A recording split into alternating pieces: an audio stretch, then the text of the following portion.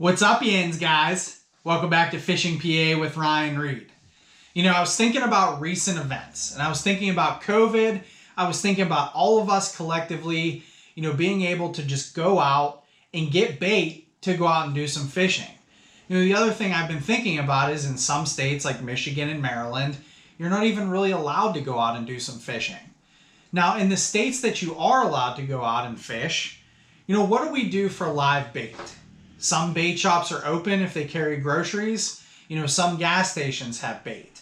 But then there's always this thing in the back of your mind where you're thinking, I don't really want to go into a Walmart or a grocery store just to pick up some worms. So I started thinking about all this, and I started thinking about getting live bait to do some trout fishing in my local area, but yet trying to minimize trips to Walmart and or gas stations in order to do that. So, after I was out at Walmart and I picked up some bait, and then I actually didn't even make it out that day. So I'm sitting here thinking, well, I spent probably $6 to $8 on 18 Canadian night crawlers and then 30 red worms. So you guys can see that. So what do I do with these? Like in a normal circumstance, if I didn't use the bait, I would typically just drop these worms in the yard. And then the next time I go out, I would just run down to Walmart or wherever and pick up some additional worms. Thinking about saving money, thinking about taking full advantage of trips into places like that when we've got this pandemic going on, I kind of started thinking about how I can preserve and make these worms last a little bit longer. So if you guys are thinking about the same thing, I wanted to do this video for us collectively to just start sparking some ideas. How do we keep these worms fresh? Well, before we get into that, let's look at some fun facts about worms really quick. So, worms are kind of interesting because I know some people that won't even pick these things up and put them on a hook. But the only place where earthworms don't live in the entire world are in a desert and or where the ground is frozen. Now, there are some earthworm farmers out there, and they actually deal with castings. Anytime you have earthworm poop, which is called castings, those can be reutilized in the soil to grow like a garden. So that's really interesting. Worms have two layers of muscles, one that runs lengthwise and one that runs around, helping its body stretch and contract. And you guys know that worms stretch and contract in order to move through the soil. Now, worms also have a coat of slimy mucus that helps them glide through the dirt. Anytime you've picked up a worm, you've probably encountered the slime. I don't know if you guys knew this, more than likely if you use these for fishing. Sunlight can actually kill a worm because they're sensitive to UV radiation. Also, worms are sensitive to temperature and touch. Worms do not have ears, but they hear using vibrations. So really, just a couple of fun facts about worms, mostly because I love biology, and I actually like understanding what I'm using for bait.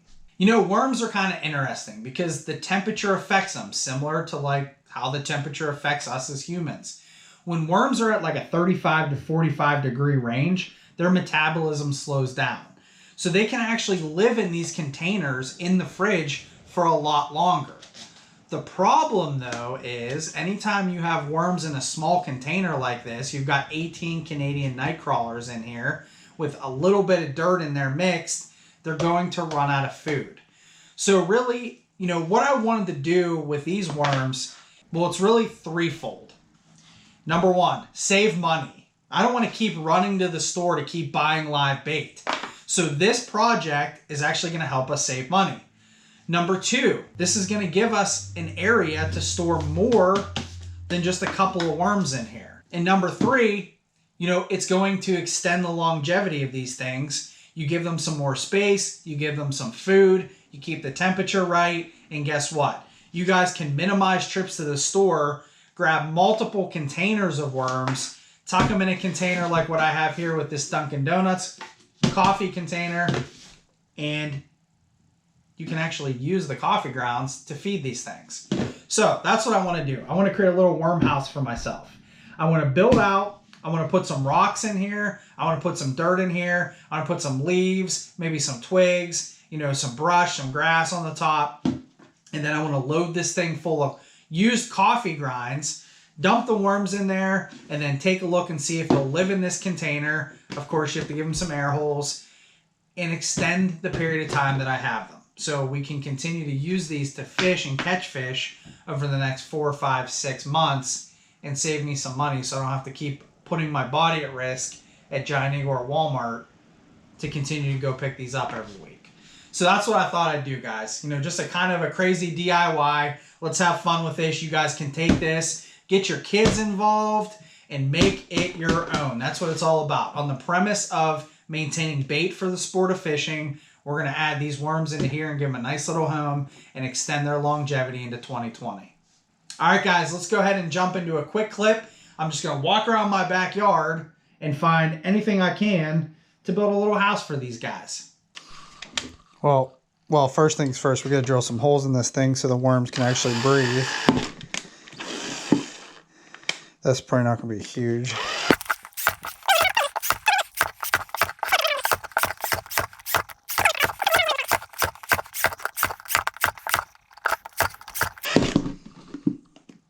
All right, I think that's probably sufficient amount of holes. What do you guys think? All right, gotta do the quick neighbor look around so they don't think I'm crazy.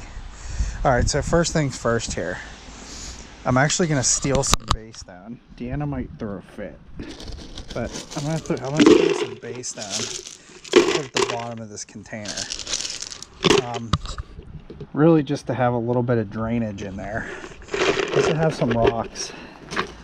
And then I've got some decent dirt, so I got some potting soil from a while ago that I haven't really used. So we're just going to take this, we're going to take some of this potting soil, we're just going to load this container up. We're just going to load it up.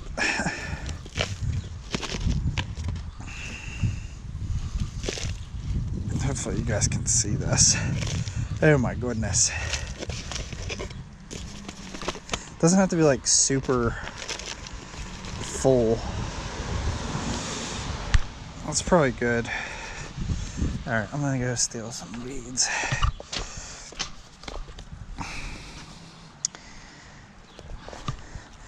We're just gonna grab a bunch of this like leafy brush material. Put that in there.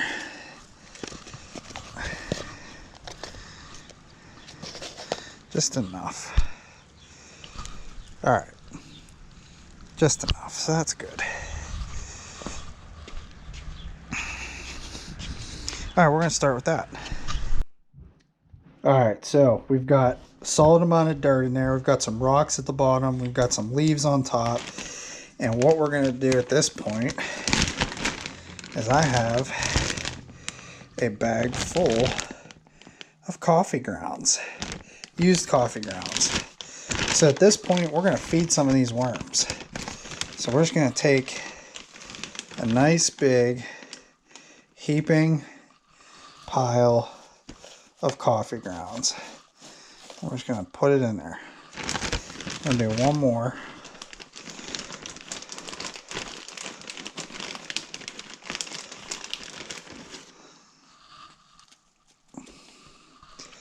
Maybe a third. Let's do one more. Let's be generous.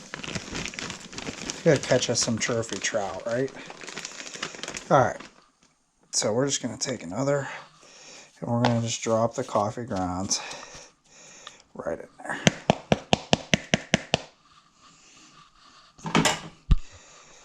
Alright, there you go. Dunkin' Donuts. Coffee grounds. Let's go and put these worms in there, and let's see if we can get some video of them going home.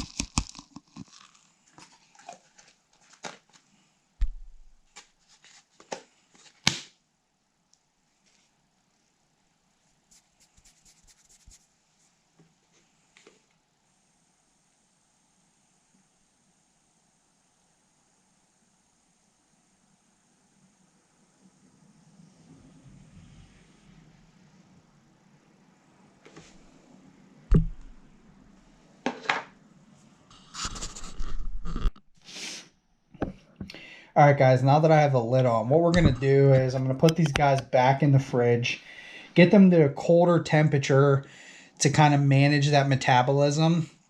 And then, you know, basically what we're going to do is just monitor them. I'm going to check them tomorrow morning, make sure they're still alive, make sure they have enough oxygen and everything, and then kind of decide if I need to add some additional holes or not. So trial and error, we'll see how it goes, and hopefully these guys will continue to live in this container for a few months until I can use them up and catch some fish.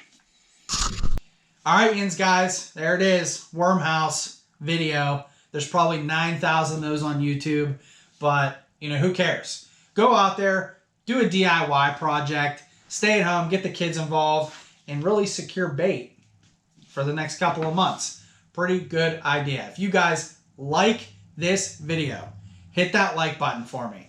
If you guys like this content overall, or you happen to like, I don't know, maybe Keystone King glide baits, or Muddy Creek fishing guides, or Galashads that I talked about in my last video, or maybe you just like a little Dunkin' Donuts in the morning, coffee grinds, maybe you like earthworms, please subscribe to my channel. I greatly appreciate it. All right, Ian's guys, get out there if you guys can, do some fishing. I hope everybody stays safe. I hope everybody stays healthy. I hope to see you guys out on the water soon. And until then, tight lines. We will see yins next time.